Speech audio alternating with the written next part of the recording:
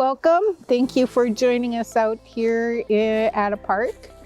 I think it's Menard Park, and we are here to tap a birch tree. We had to make sure that the tree was a minimum of 8 inches, which we already did that. And we are going to tap the birch now. And it's better to do it before the buds start coming in, because when the buds start forming, the tap turns a little tart.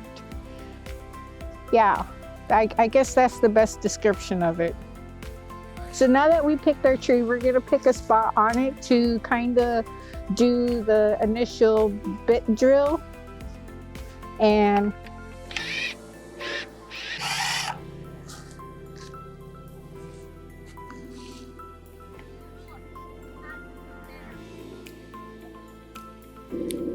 it's good if you grab a rock to kind of tap, tap, tap a little bit more, but I think she's in enough. Yeah. If you take a closer look at my tap, it's been 3D printed, and I designed it in Tinkercad. In the design process of making my birch tap, there was this cone. It has a round bottom mat on the end, and so I took that and made it really long. Because I wanted to make sure that my interior was going to be about the size of my pinky, and so it needed a cylinder to make the hole inside the cone.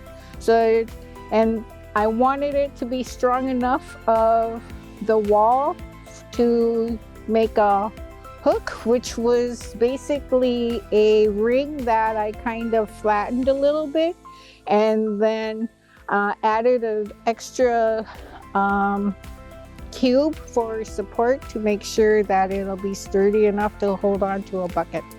When you're done tapping your tree and you have the amount of water that you want from it, you go and grab another branch or something that's kind of going to fit the diameter, and you break it off and you plug her back in. So then the tree doesn't get any bugs in there and it won't get sick. And that is how you tap birch trees.